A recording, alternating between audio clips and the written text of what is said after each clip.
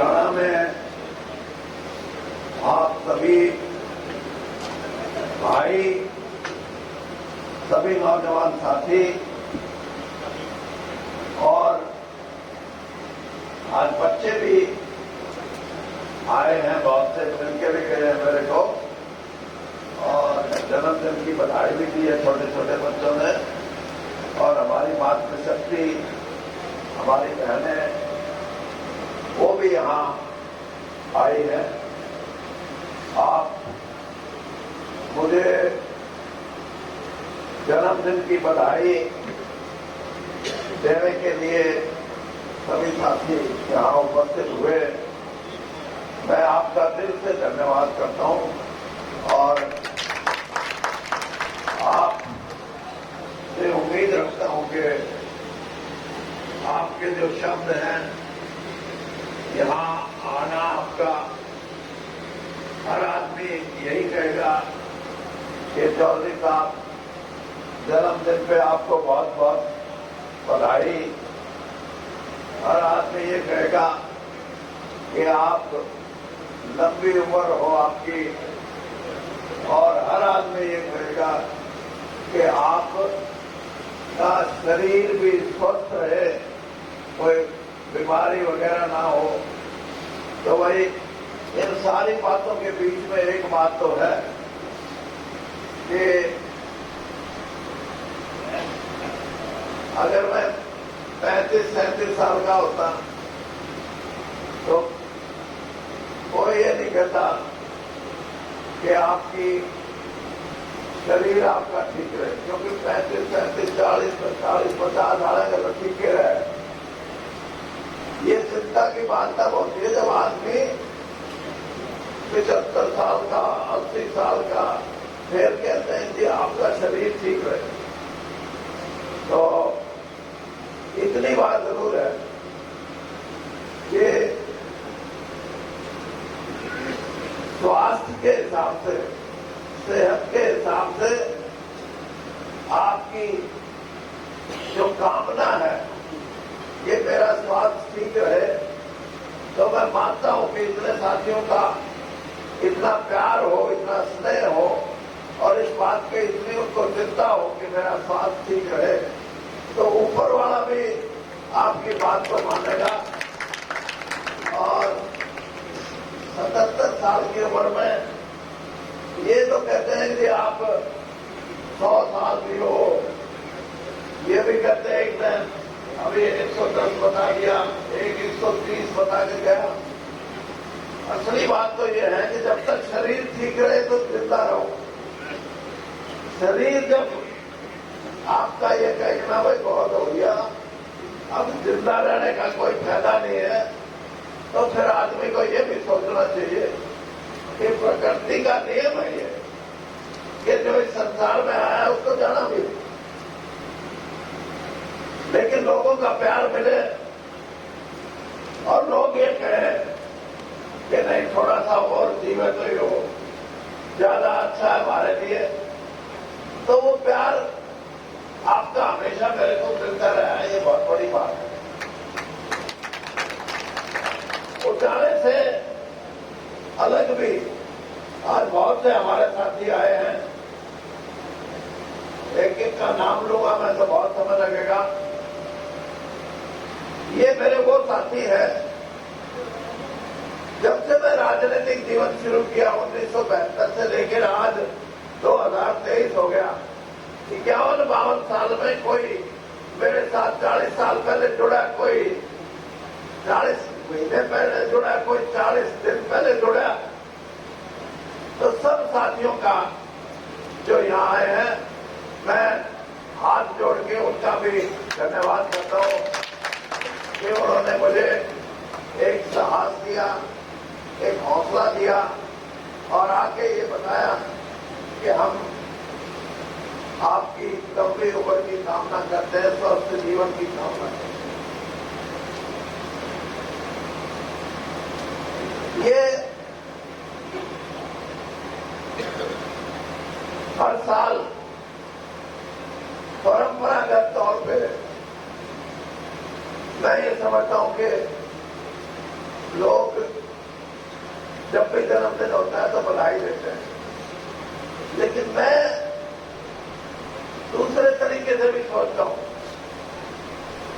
कि वह जितनी लंबी उम्र होगी उतना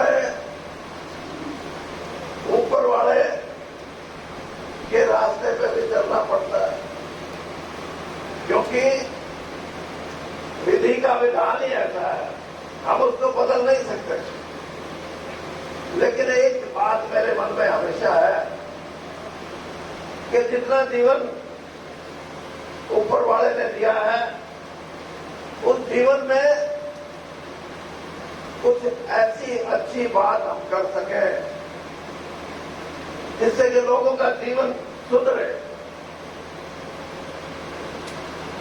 लोग शिक्षित हों, पढ़ाई लिखाई में हमारे बच्चे हमारी बच्चियां पढ़ाई लिखाई में आगे बढ़ें,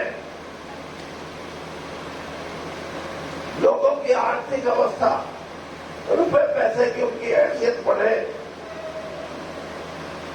और इसी तरीके से जो स्वास्थ्य सेवाएं हैं जो आज भी गांव में उतनी नहीं है जितनी बड़े बड़े शहरों में, और स्वास्थ्य सेवा भी अगर अच्छी हो तो हमारे बच्चों का भविष्य भी बढ़ता है। हमारे सफाखेड़ी गांव में एक स्कूल है,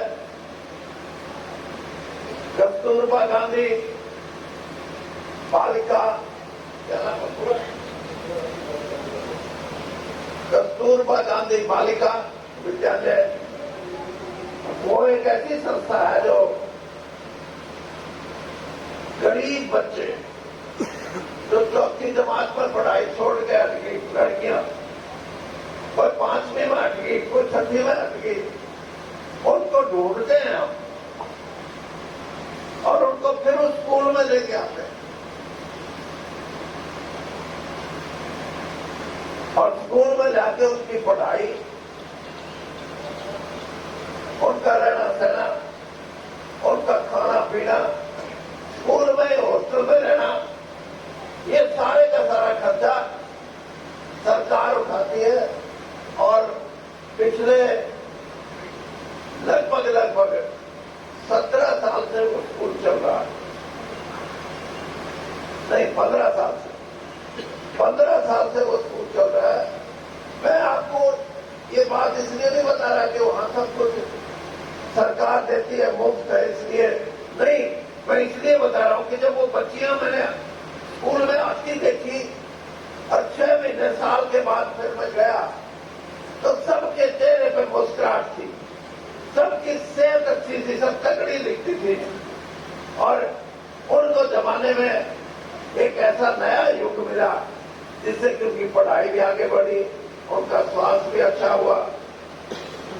और यही सबसे बड़ी बात है कि मैं कई बार ये सोचता हूं कि जो साधनहीन लोग हैं, जिनके पास बच्चों को अच्छी पढ़ाई के लिए पैसे की कमी है, जब उन बच्चों का हम एक अच्छा भविष्य देखते हैं तो मन को तसल्ली होती है, और इसी तसल्ली के बल पे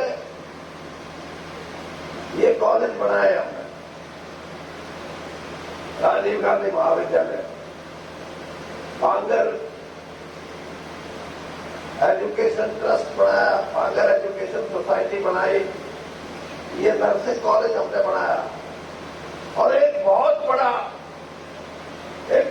अगले 1 साल के अंदर कोशिश करेंगे हम कि एक बहुत बड़ा नया छोटे बच्चों का स्कूल भी बनाएं, और ऐसी पढ़ाई हो जो और कहीं होती ना हो, ऐसी पढ़ाई जिससे जो बच्चा वहां जाए उसका एक अच्छा भविष्य हो, उसको लगे, हमें भी ये तसल्ली हो कि ये स्कूल ऐसा है कि ये जितने बच्चे यहाँ पढ़ रहे हैं ये अपनी जिंदगी में आगे बढ़ेंगे, बड़े आदमी बनेंगे, कोई वैज्ञानिक बनेगा, कोई डॉक्टर बनेगा, कोई बड़ा इंजीनियर बनेगा, कोई बड़ा विद्वान बनेगा, कोई प्रोफेसर बनेगा, लेक्चरर बनेगा, और उन्हीं बच्चों में राजनीतिक तौर पे भी कुछ बच्चे जागृत होंगे, राजनीति में भी उनकी दिलचस्पी होगी, और लोगों के भलाई के लिए वो कुछ न कुछ करेंगे। तो ये सारी बातें मेरे जिंदगी में जरूरी मैं इसलिए मानता था कि अगर ये शिक्षा हम बच्चों को अपने इलाके में दे सकेंगे तो इससे बड़ा कोई धर्म का काम नहीं हो सकता। बच्चों की पढ़ाई अच्छी करने से बड़ा कोई धर्म का काम नहीं हो सकता, कोई सामाजिक काम नहीं हो सकता और कोई राजनीतिक काम भी नहीं हो सकता। लेकिन हम उतने आगे नहीं बढ़ सके जितना बढ़ना चाहिए था। मैं तो खूब बढ़ा आपकी मदद से। मेरे को तो जो राजनीति में मैंने एक से एक कदम आगे बढ़ाया वो आप लोगों की मदद से। लेकिन जिस राजनीति की आप कल्पना करते थे उसमें कहीं ना कहीं अगर रुकावट आई तो वो भी आपकी वजह से। इसमें बुरा मानने की बात नहीं है। जो हमारे खिलाफ लोग हैं वो प्रचार करते हैं कि वीरेंद्र सिंह तो आई भाई ये कहता है मैं चीफ मिनिस्टर बनूंगा, मेरी मदद कर दो। लेकिन जब भी ये वक्त आया, चाहे वो 1999-2000 का जो इलेक्शन था और चाहे 2009 का इलेक्शन था,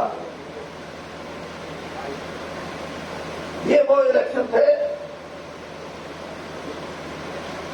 जो इस आपकी जो कल्पना थी कि वीरेंद्र सिंह का एक समय आएगा जब हरियाणा का नेतृत्व उसके हाथ में होगा।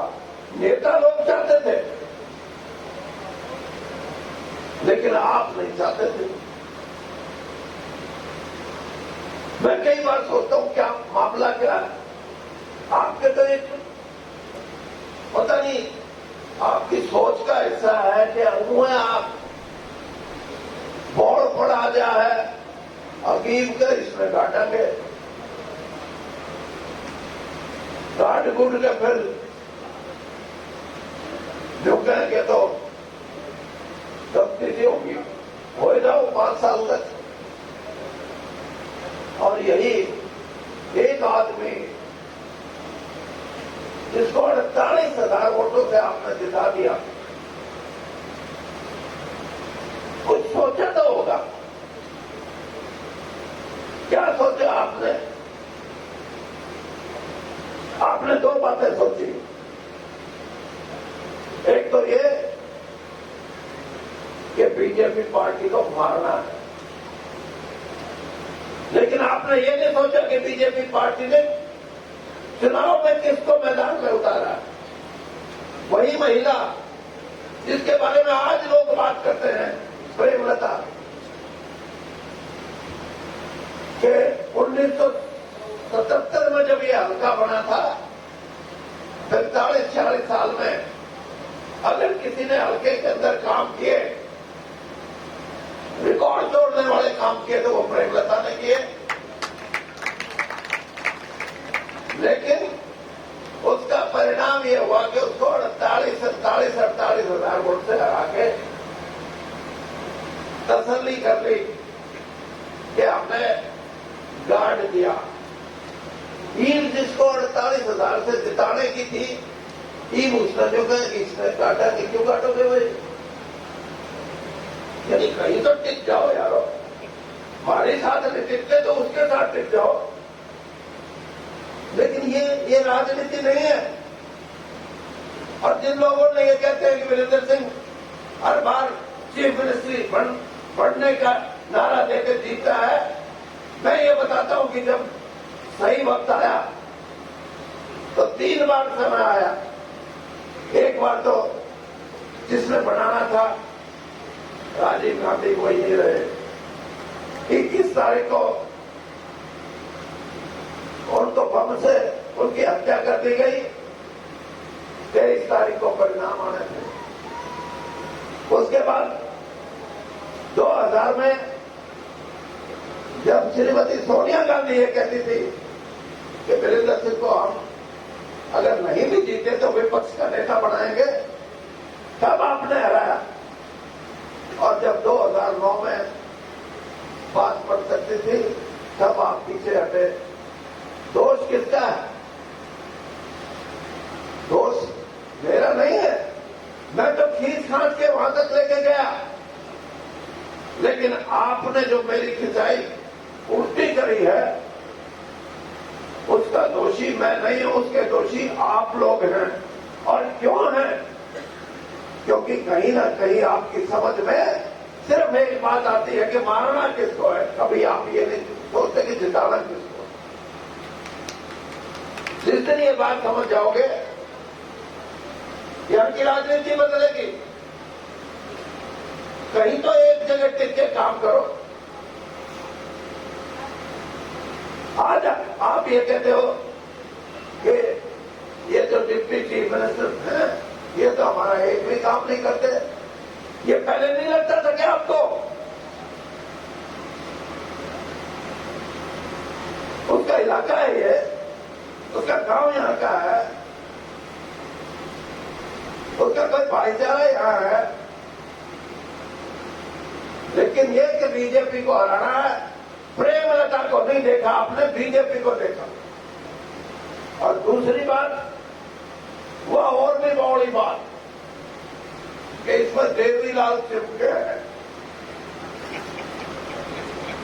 वो जैसा चमक गया वो तो हमने भी देख लिया। अरे कमाल करते हो, क्या समझते थी भाई? कोई घना लंबा हो जाए तो तुम्हारे भी कई छोरे 6-6 फुट के, उनमें भी देवीलाल चिपके है। लेकिन मैं एक बात, मेरे को एक बात समझ नहीं आई कि उसने यहां हिम्मत कैसे की आने की। वो बात आप समझते नहीं हो। उसने हिम्मत इसलिए की कि यहाँ के लोगों को समझाया नहीं जा सकता, इनको बैठाया जा सकता है। और बैठाने में वह जो कि हमारे जैसा बैठाने में है नहीं कोई तेज, और तारे जैसा बकाई में आन जैसा थोड़ा बकाई में जितने तमाश को कोई है नहीं। तो इस तरह की राजनीति करो और फिर यूं कहो कि ईव के उसने देखा कि क्यों देखोगे? अब वो ये नारा देंगे, उसमें भी फंसोगे तब, मैंने पता है कि वो ये नारा देंगे कि छोटा चीफ मिनिस्टर तो पढ़ लिया, बड़े का इनके मौका है। फिर भी तब कहोगे हाँ पढ़ तो क्या है बात। अरे कहीं तो खड़े हो, किसी बात पर तो रुको। और आपको अपने भाई अच्छे नहीं लगते, आपको अपना पड़ोसी अच्छा नहीं लगता, आपको अपना मित्र अच्छा नहीं लगता, आपको बेईमानी की राजनीति पसंद है तो बेईमानों के साथ जुट जाते हो। ईमानदारी की अगर कोई राजनीति करता है तो उसको कहेंगे इसके पता है कि ये जो आज प्रोग्राम का मुझे गुस्सा है वो इसी बात का है कि वीरेंद्र सिंह के पास अगर 100-200 करोड़ रुपए होते तो मैं लोगों को ऐसा लाइन में खड़ा करता कि भाई आपको कुर्सियां लगवानी है, आपको लोगों को खाने पे लेके जाना है, आपको बोलने वालों की लिस्ट बनानी है। लेकिन ईमानदारी की राजनीति जो की है वो आपको पसंद नहीं। ये कोई दलील है? ये यही इलाका था जब चौधरी देवीलाल एकदम से मैं अपने इलाके में बोल रहे थे यहां, तो एक आदमी ने खड़ा होकर कह दिया, उस समय वो मुख्यमंत्री थे, कि चौधरी साहब तेरे राज में तो पीछे खाओ हैं लोग। और वहां से जवाब आया स्टेट से कि भजन लाल पीछे बहुत है, उसका मुकाबला करने खातर खाने तो पड़े हैं। फिर लोग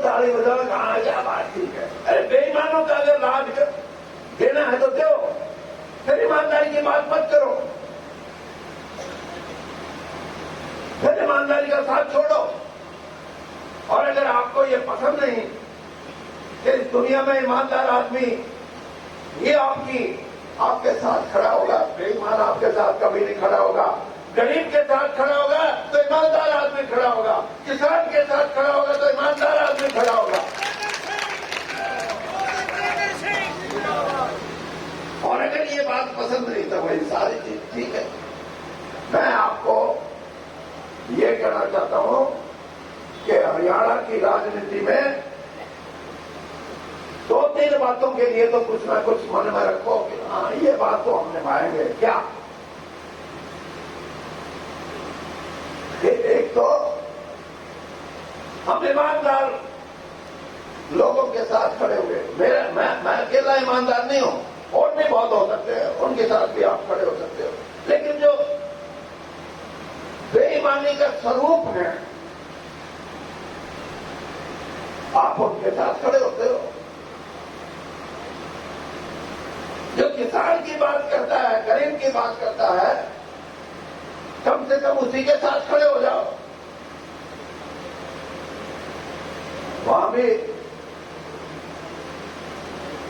मेरे को जब मैं किसान आंदोलन की बात करता था, भारतीय जनता पार्टी का अकेला मैं ऐसा कार्यकर्ता लगाओ या नेता लगाओ, जिस दिन किसानों ने आंदोलन शुरू किया मैं उनकी मांगों के साथ अपनी पार्टी में खड़ा होकर भी बोलता था। और मेरे को जो किसानों का ठेका खाते हैं वो कहते हैं वीरेंद्र सिंह बोल रहे तो है, फिर बीजेपी छोड़ दे। और जो 48,000 से जिता रखा था उसको कहना ये तो मंत्री है, कोई बात नहीं। ये कोई, और मैंने ये भी कहा मखा मैं तो छोड़ दूंगा पार्टी। 4 दिन बाद से फिर कब्जों को गई छोड़ लेना भी छुड़वा। अब जो छोरा लोगों ने एमपी बना रखा उसको मैं कैसे कहूं भाई तू छोड़ दे, हाँ अगले का ठीक है तो अलग बात है। ये जो चीजें हैं ये आप लोगों को राजनीतिक तौर पे कमजोर बनाती हैं, और इस कमजोरी का ही असर है कि आज आप पीछे 3.5 साल हो गए, 3.5 ही होगा। 3.5 साल में मेरे को एक काम बता दो जिसमें आप ये कह सकते हो कि ये नया काम हमारा जो नया है मैंने उसमें करवाया। और तो और उचाने हल्के का तो कोई आदमी भी नहीं मिले जिसको अपना पीए बना के उचाने बिठा दे दफ्तर में। पीए भी बाहर का हुआ है, ये तो तुम्हारी इज्जत है, ये तो तुम्हारा विश्वास है। और वो पीए फिर बयान देते हैं कि किसानों की भलाई के लिए लड़े, संघर्ष कर रहे हैं। मैं तो कई बार कहा करता, मैंने कहा ये सारी की सारी बातों का कोई मतलब नहीं। हमारे लोगों में एक कमी है, वो विचारों की कमी है। और विचार ये कि हम अपने भले के लिए नहीं सोचते, हम तो दूसरे को राह दिखाने की सोचते कि इससे ठोका कैसे। ये नहीं सोचते कि हम जितावा किसने, आप ये सोचते कि ठोके किसने। अगर यही राजनीति रहेगी तो ये इलाका कभी राजनीति की ऊंचाइयों पर नहीं जा सकता। वीरेंद्र सिंह तो संघर्ष करते करते आपको इस देश के नक्शे में, हरियाणा के नक्शे में एक जगह खड़ा कर दिया जाके। लेकिन कमजोरी अगर कही रही है, वीरेंद्र सिंह में कमजोरी नहीं रही, आप लोगों में कमजोरी रही है। और इस कमजोरी को खत्म करने का तरीका यही है कि आपको अपनी बातें सुधारनी पड़ेगी। ईमानदारी के साथ खड़ा होना पड़ेगा। बेईमानों को बेईमान कहना पड़ेगा। जो आपको धोखा देते हैं वही आपको ठीक लगते हैं। कई मैं अखबार में पढ़ता हूं, ये पत्रकार भी बैठे हैं, ये भी। अब वीरेंद्र सिंह ने 40 साल में कुछ नहीं किया यार काम। मैंने कहा फिर दूसरा का बताओ न के करा। मैं आज यहां खड़ा होकर स्टेज पे कहता हूं कि इस इलाके के अंदर सिर्फ एक काम है जो दूसरों ने किया, वो भी बंसीलाल जी के टाइम में, ये जो रजवाया था, क्या बोलते हैं रजवाए को? हाँ, ये जो बरसोड़ा माइनर, बरसोड़ा माइनर।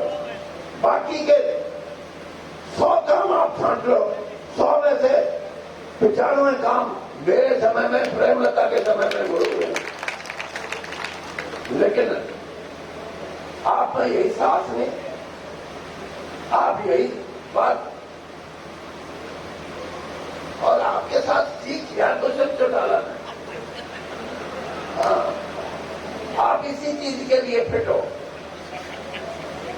जिस दिन वो कहां कसिंध में कहा आया था, लंबी लाइन लगी हुई थी काम लेने वालों की, और वो कहता था तो किसान आंदोलन में बैठा था, मेरे खिलाफ नारे लाओ था। यानी कहीं तो कुछ शर्म कर दो।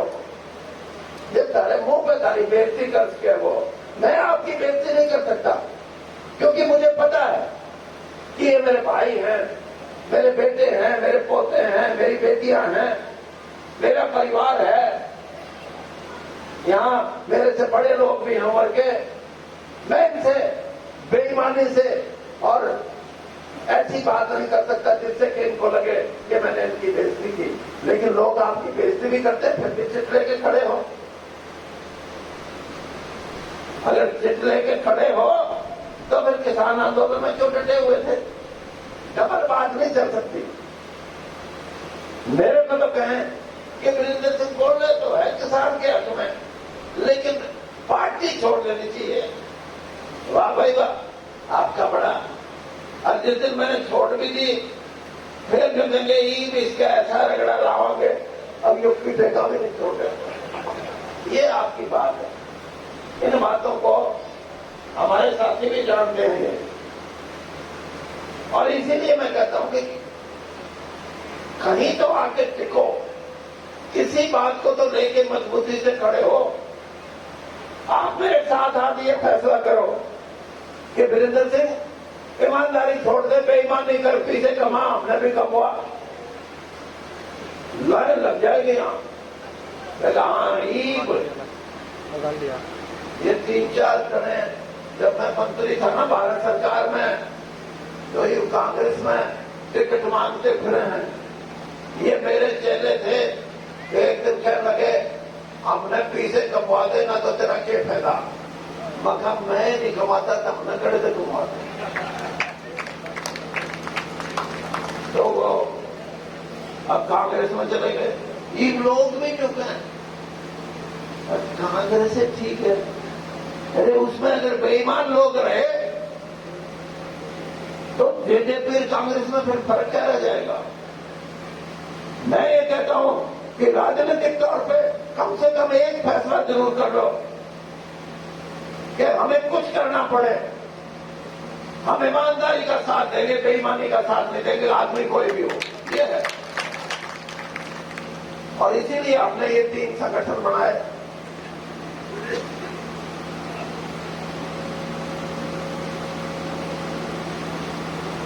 तारीख को, आज से 2 दिन पहले जींद में एक सम्मेलन करना था वीरेंद्र सिंह के साथियों के एक संगठन की तरफ से, और उसमें कुछ ऐसी चीजें थी जो हम लोगों के बीच में रखना चाहते थे। लेकिन मेरे मन में ये विचार आया कि अभी तो लोग इस लाइन में है नहीं, अभी तो पर्ची चल रही है, पर्ची। वरना ये पर्ची वाले फिर नहीं किसने तले तारेंगे, किसने ऊपर उठाओगे। अरे इसीलिए हमने 6 महीने के टाइम दिया, ये फैसला किया कि महात्मा गांधी जी के जन्मदिन पे और लाल बहादुर शास्त्री जी के जन्मदिन पे 2 तारीख को, 2 अक्टूबर को, अब इस हरियाणा की राजनीति में, राजनीति से ऊपर उठ के, ये आपका भाई, अगर आपकी मदद ठीक रही तो एक ऐसा ही राजनीतिक फेरबदल करेंगे जिसमें पुरानी जो समस्याएं हैं उनके नए समाधान क्या हो, कैसे गरीबी मिटे, कैसे किसान को उसकी फसल का उचित मामला मिले, कैसे बेईमानी खत्म हो, भ्रष्टाचार पे लगा, सब कह देंगे। नेता लोग भी कह देते हैं बस भ्रष्टाचार खत्म तो नहीं हो सकता, कोई पकड़ा हो तो कम हो सकता है, ये झूठ है। अगर ईमानदार आदमी है और वो राज चलाता है तो भ्रष्टाचार नजदीक भी जा सकता, भ्रष्टाचार ऊपर से नीचे चलता है, नीचे से ऊपर नहीं चलता, ये बात आप याद रखो। हमारे बच्चों को अच्छी शिक्षा मिले, हमारे माँ बाप को बड़ी उम्र में, हमारी बहनों को ऐसी स्वास्थ्य सुविधाएं मिले जो किसी बड़े से बड़े शहर में मिल सकती हैं, इस चीज की कल्पना करनी जरूरी है। ये सारी चीजें तब हो सकती हैं जब लोगों के मन में ये हो कि समाज का भला हो जाए। आज के लोग क्या हैं कि मेरा छोरा नौकरी लग जाए, मैंने समाज पर कुछ नहीं लेना। मैं कई बार बताया करता आपको, पूरा दल का दल आता 20 आदमी फलाने गांव के जयराम जी की बगा बोलो, अब स्कूल 8 का है 10 का करा दे। मगर अच्छा देखेंगे, करेंगे कोशिश। और जब वो उल्टे चले जाते तो उनमें एक दो जो गणेश सियाने हैं ना, वह चौधरी साहब स्कूल का तो देख लिए, उनके तो ठीक है ना, कोई लोड भी नहीं थी कमी, मेरे छोरे का जुगाड़ जरूर करते। जो इस समाज में इस तरह की सोच के आदमी होंगे जो समाज को छोड़ के अपने नियत स्वार्थ के लिए काम करते, वो समाज कभी तरक्की नहीं कर सकता। मैं उजाड़े के लोगों को ये बात कहना चाहता हूं कि 2 अक्टूबर को जो वीरेंद्र सिंह के साथियों का सम्मेलन है, उसमें अगर आप की भागीदारी तकड़ी हुई तो जिस राज की कल्पना, जिस व्यवस्था की कल्पना और आपके भले की कल्पना अगर आप करते हैं तो 2 तारीख के बाद आपको ये कहने की जरूरत नहीं होगी कि वीरेंद्र सिंह क्या करेगा या वीरेंद्र सिंह ने क्या करना चाहिए, बल्कि लोग तारे पे आओगे, अरे इस वीरेंद्र सिंह ने आड़े डांट के रखो, बीजेपी में कदे डोब दे हमने। और जो बीजेपी के खिलाफ अड़े हैं वो नहीं आओगे कि इसने हमारी पार्टी की तरफ कर दे, हम बेड़ा पार करेंगे। और अगर कमजोर हुए तो ना वीरेंद्र सिंह कुछ कर सकता, ना तुम कुछ कर सकते। एक टाइम है आपके पास 2 अक्टूबर को, उसमें आप ये दिखा दो कि हमने इस हरियाणा की राजनीति में गरीबी को खत्म करना है, कमेरे वर्ग को उसकी जेब की ताकत को मजबूत करना है, रुपए की ताकत को, यहाँ के किसान की जिंदगी को बदल के रखना है। किसानों को भी ये लगे इस देश की आर्थिक व्यवस्था में हमारा बहुत बड़ा हाथ है। नौजवानों को लगे कि नौकरियां नहीं मिलेगी तो विदेशों में नौकरियों के हम जाएंगे और ऐसे जाएंगे जिससे लगे कि सब कुछ हमारे पक्ष में हो रहा है। अब 50-50 लाख रुपये देके लुट के जाते हैं, वहां पता नहीं अस्पताल में पड़े हैं, पता नहीं जेल में पड़े हैं, पता नहीं ठीक पड़े हैं, गलत है। ये सारी की सारी मैं आपको ये बात इसलिए कह रहा हूं कि 2 अक्टूबर को इस समस्या का भी समाधान करेंगे कि हमारे हरियाणा से जो बच्चे जाएंगे, सरकार की ये व्यवस्था होगी कि उनका पासपोर्ट बनवाने में कोई दिक्कत ना आए, वीजा लगवाने में कोई दिक्कत ना आए, और वहां की सरकार जहां वो जाना चाहते हैं वो ये कहे कि हम तो इन बच्चों पे इतबार नहीं करते, हरियाणा की सरकार इनकी गारंटी दे, तो ये भ्रष्टाचार खत्म होगा जो 50-50 लाख में लड़ाई होती है, और बच्चों का भविष्य सुधरेगा, विदेशों में भी सुधरेगा। इस किस्म की व्यवस्था के बारे में हम सोच रहे हैं। तो इसलिए मैं आपसे इतना ही कहूंगा कि वीरेंद्र सिंह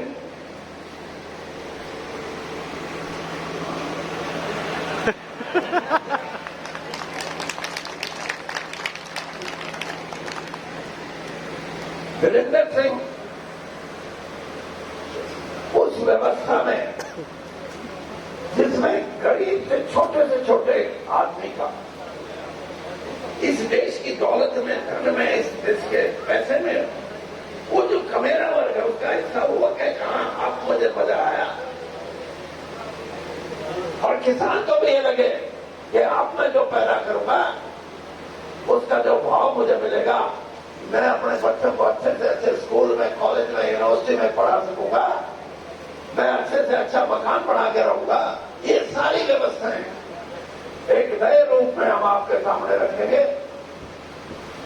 मैं आपको इतना ही कहता हूं कि आज जो हमने बुलाया था उसमें हमारी गलती है कि हमने जन्मदिन और जो 3 संस्थाएं हैं, 3 संगठन हैं, वीरेंद्र सिंह के साथी, युवा शक्ति बदलाव की ओर और छोटूराम विचार मंच, हमने 65 के 65 गांव में ये संस्था खड़ी कर दी है। लेकिन आज उसके बारे में मैंने बात करनी थी और आपसे सिर्फ इतनी बात कहूंगा, जिनको कोई टेलीफोन गया हो या कोई चिट्ठी गई हो, उन तीनों संस्थाओं के बारे में सिर्फ वो अपने हाथ खड़े करें। वो मैंने राधिकरण कदे सारे करते हैं। अच्छा, जिनके पास ये चिट्ठी नहीं गई वो मेरे जन्मदिन के लिए आए हैं, वो भी जरा हाथ खड़े करो। ये इधर वाले भी करो, इधर वाले तो ठीक। तो मैं ये कह रहा हूं कि आज की जो मीटिंग है ये है जन्मदिन की, और जो तारे वाली मीटिंग थी उसको फिर कम से कम 1-1.5 महीने के बाद दोबारा बुलाएंगे और पूरा दिन आपको ये कहेंगे कि इन संगठन के माध्यम से आप लोगों में पहुंच जाओ। मैं आपको एक वादा करता हूं, जिस दिन आपका ये संगठन मजबूत हो जाएगा, मैं आपके हर गांव में आके मीटिंग करूंगा, आपके तीनों संगठनों के हर गांव में आके। और हम कैसा हरियाणा चाहते हैं, पुरानी जो समस्याएं हैं और बीमारियों को कैसे खत्म करना है, उनके समाधान क्या हो, ये आप लोगों से पूछ के हम आगे बढ़ेंगे। और ये बात याद रखना कि 2 अक्टूबर को अगर आप उस सम्मेलन में लाखों की हाजिरी करके उस सम्मेलन को सफल बना दिया तो आपका राजनीतिक भविष्य भी सफल है। ये लिख लो, मैं आज आपके सामने बोल के जा रहा हूं। इस हरियाणा के अंदर जिस दिन आपने ये प्रण ले लिया कि हम हरियाणा की राजनीति में नए सुझाव, नए समाधान, उनके साथ हम आगे बढ़ेंगे, तो आपको कोई रोकने वाला नहीं है। वीरेंद्र सिंह को आप इतना जरूर मानो कि आज कोई पार्टी, मेरा कोई राजनीतिक वो नहीं है। अब भी आप क्या देते हो, एक में तो जोर ला लो, जोर लाएंगे, लेकिन ऐसा जोर लाऊंगा आपकी बात कि कम से कम 25-30 नए जवान बच्चे, बेटियां, बेटे हमारे हरियाणा के असेंबली में बैठेंगे, जाके नए रूप में बैठेंगे, नई सोच के साथ बैठेंगे, नए समाधान के साथ बैठेंगे। और यही सबसे बड़ी ताकत। वीरेंद्र सिंह जिस दिन ऐसे आदमियों को असेंबली में देखेगा, मैं ये कहूंगा कि मेरा जीवन सफल है, मेरा जीवन सफल। और ये सफलता मैं आपसे फिर प्रार्थना करता हूं, ये छोड़ दो ये आपस में रगड़े मारना कि वीरेंद्र सिंह तो पुराने से बात करे था, उसके छोरे पर चिट्ठी आवे मारा के ये तेरा के तो वो के है जो तू वोट गिरेगा मेरे खिलाफ, मेरे काम कैसा आएगी। वाल्मीकि, मैं अभी तो 2-3 महीने पहले की बात है, चला गया तो बोला मैंने आपकी वोट नहीं दी, 3 इलेक्शन हो गए। मगर क्यों? अब वो जो फलाना है ना, वो तो नाटका किसका काम नहीं करना, मतलब मेरा रिकॉर्ड है किसका काम है। ऐसे लोग, अरे मैं था गुरु मेरे दोहरा आ जाता, मैंने पूछ लेता अगना दी हो तो फिर मना तने मेरा तो भट्ठा बिठाना था, बिठा दिया, तेरा अपना भी बिठा लिया। ये बात छोड़नी पड़ेगी। ताकत से एक मुट्ठी हो जाओ सबके सब। मैं कहता हूं कि हरियाणा की कोई ताकत आपको पीछे नहीं हटा सकती अगर आप एक मुट्ठी हो तो।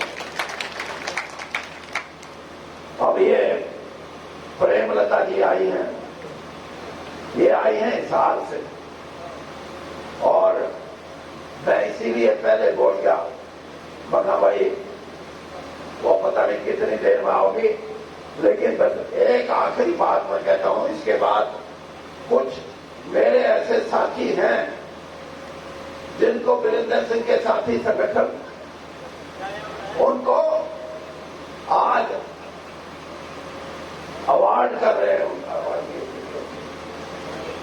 सम्मानित कर रहे हैं, तो वो इनाम भी, वो सम्मान भी श्रीमती प्रेमलता देंगी, और मैं बैठ के देखूंगा इसका भाषण भी।